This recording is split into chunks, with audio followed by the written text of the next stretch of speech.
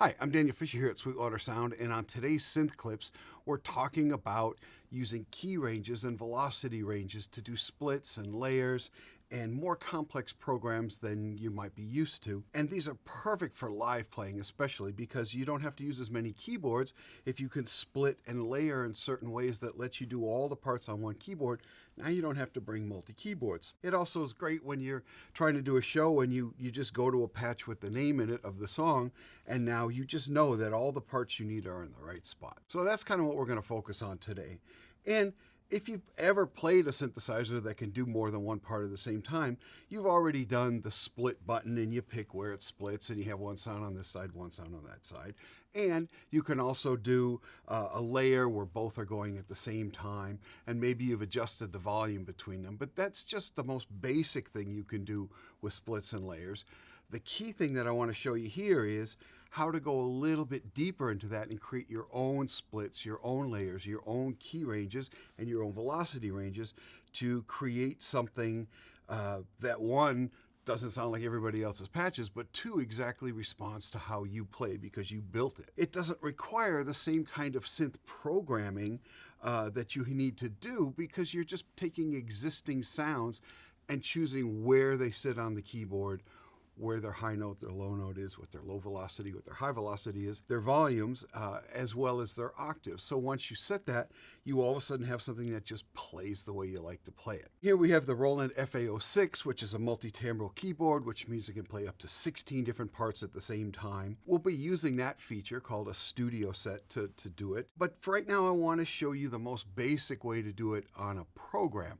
In other words, on a single program where you have 4 parts, I'm going to make each of the parts be in different ranges. To start, I'm going to use a tone that I'm going to create, and I want to have some guitar and some flute and some sound effects. It has 4 partials in the tone. Right now, you could tell by this little purple dot that only partial one is going. It's the guitar sound. I'm not doing anything to make these sounds sound pretty. I just want to use raw sounds that sound different from each other and help just stick to the point of what we're doing here. I'm going to go now to the second one and turn that on. I can do a shortcut, which is partial switch. And now I'm turning on 2, and now you'll hear 2. I have it set to a flute sound. So now you should hear both flute and guitar. Okay, so now that I have a second sound added, I want to change the key ranges of those 2 partials to put the guitar over here and the flute up here. So to do that, I go to this next page called PMT, and I've looked in the book. I can't find out what PMT stands for. I'm going to call it partial management, but somebody else can write in the YouTube notes, "You idiot, it's this." So, and then I'll learn. But one of the things you can do on this page is choose what the key range upper and the key range lower is. And just get really used to working with these because this is how you lay everything out. On my first partial, which was the guitar, I only wanted it to be from down here to up here, okay? I'm going to make my upper not be G9, but I'm going to come down to E4. And the easiest way to do it is just keep turning until it goes away.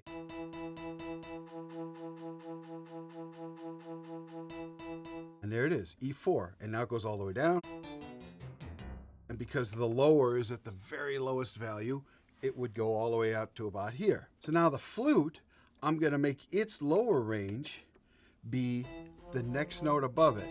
So right now I've got flute and guitar together, but if I make the key range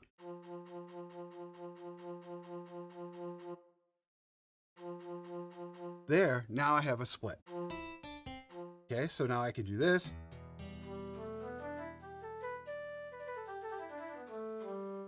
But I still have 2 more partials. A lot of times in bands that I play, I might have to do 1 or 2 parts and then some sound effects.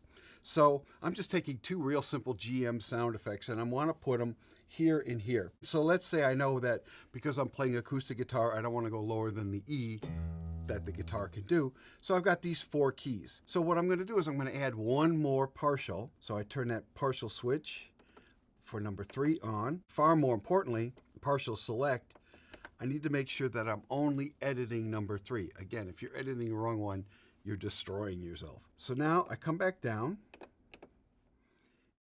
I have a sound effect, which is water. You can hear it. But I don't want the guitar and the water together. I'm going to go back to the guitar part and make its lower E2. So now,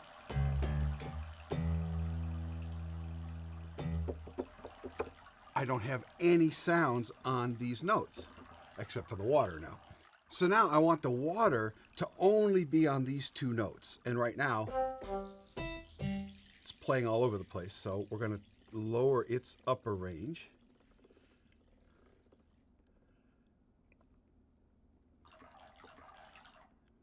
And there it is. So now, this note is not playing guitar, and it's not playing water. I'm going to add a fourth part now. So I use my partial select, and I go to 4 instead of 3, and my partial switch, and I turn 4 on. And now I'm going to have some birds. But again, the birds are going to be all the way across the keyboard, which you get annoying pretty fast. I only want those birds to be here. I got water here, I got birds here. So the low key is D2. In Roland speak, middle C is C4. So C4, C3, C2. And I want D2. So I'm going to my lower range of D2. Here's my birds. And I don't want them to go any higher than D sharp 2. Now here's a little tip. When you're adjusting the upper and lower, be very careful when you've set one to not move the other one into the range of that one, because it'll move it and you'll have wrecked both values. So as you start getting close to the other value, slow down, take your time. So I don't want to go to D2 or lower because I'll wreck it. So I'm just going to come here and I want to go to D sharp 2. So I'm slowing down right here, or in this case, E flat 2 means the same thing. So now I should have guitar and flute and water and birds.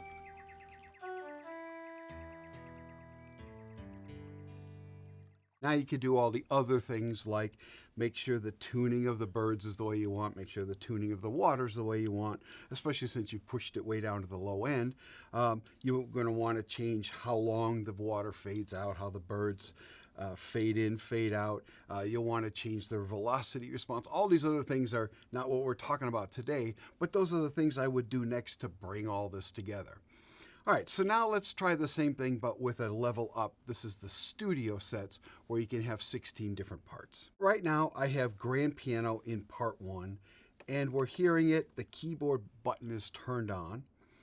And now I'm going to turn on one more part, and even if it's on a different MIDI channel, if I go down and turn the keyboard part on, both parts are going to play. So what's happening is it's sending MIDI channel 1 and it's sending MIDI channel 2 so that you can hear both of these.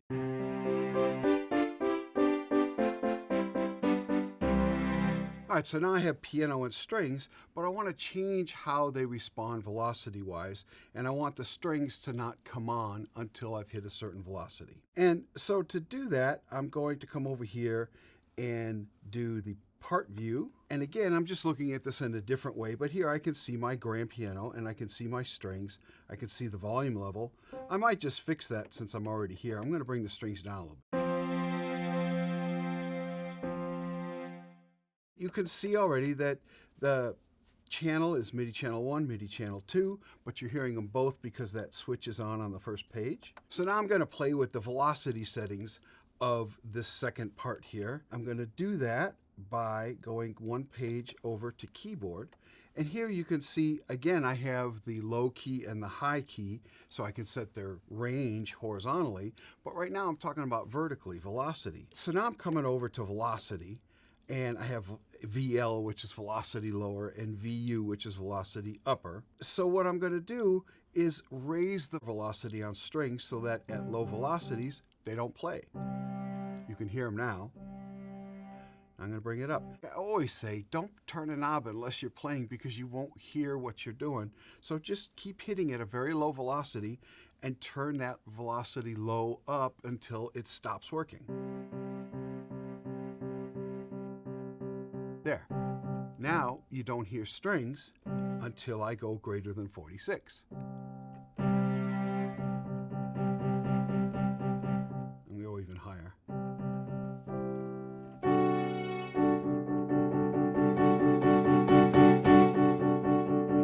here's the problem.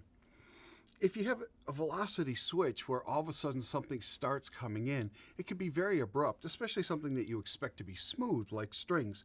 And that's what these velocity fade values are. There's a velocity fade for lower and a velocity fade for upper. And what it does is it says, okay, we're going to shut it off at everything below this velocity number. But if you turn the fade up some, we're actually going to bring it in slowly until when you get to here, you'll be at full volume. So watch this. Here it is switchy. Okay, now I'm going to turn the velocity fade, always playing while I'm doing it.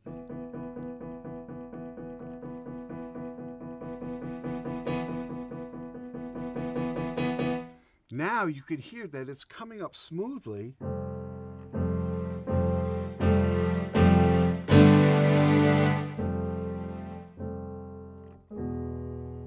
But if I accidentally play a velocity a little bit too high, it's not going to make a single note of strings jump in there and punch at you.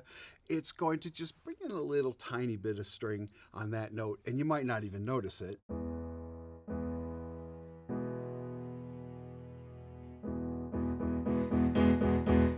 You also have velocity high, so if I wanted to go from one sound to another, I could have one slowly fading in while another one's slowly fading out, and somewhere in between they crossfade. That's very musical. So now I'm going to get a little more complicated, and I'm going to do 4 horns. And I'm going to have each of them come up in their own velocity range with some fading so that it's smooth. Okay, so I'm starting with a soprano sax on a part, which you can hear. And now I'm going to go to the next one, and I'm going to turn its keyboard switch on, and I'm going to add a slightly louder, brighter version of saxes. And I'll use alto sax. So now I have them both at the same time. It's not a bad sound, but all of the instruments are kind of locked together. Really want to have them behave differently over velocity. So the way I'm going to do that is I'm going to go back to my partial view page, and I'm going to go one page over to the keyboard page. I'm going to make the alto sax velocity low. I'm going to raise that up so that the alto sax doesn't come in right away.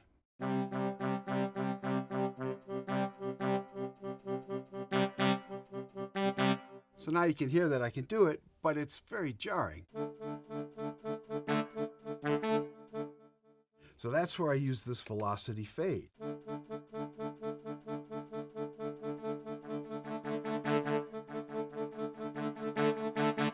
Now already I've only using 2 parts, but already you can kind of feel there's a little more music there. That's still a little harsh, so I'm gonna raise that fade a little more.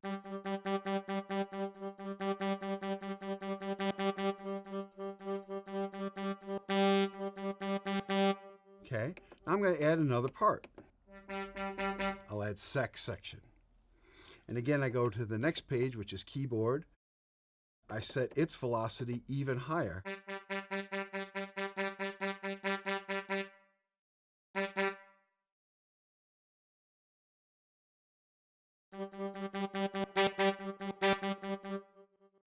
Again, it's pretty harsh when it jumps in, so now I'm going to do that fade.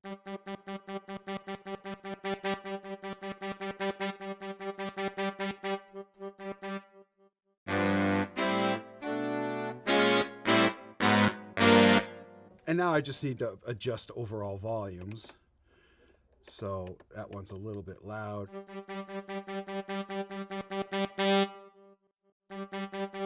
That one too. The trick is come up with chords that you like to play over and over and again, because you're going to play them a lot, and just go through all the velocities.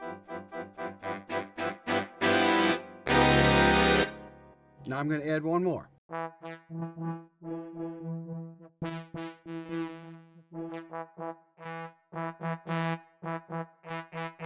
I'll do that. It's sax and trumpet and trombone. And we're going to make that on the highest velocity. So now I go back over to the keyboard page. Turn the keyboard switch on and raise its low velocity.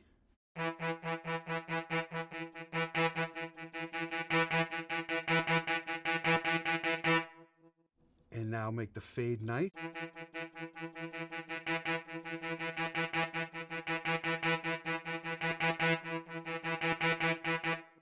And now listen to all four of them.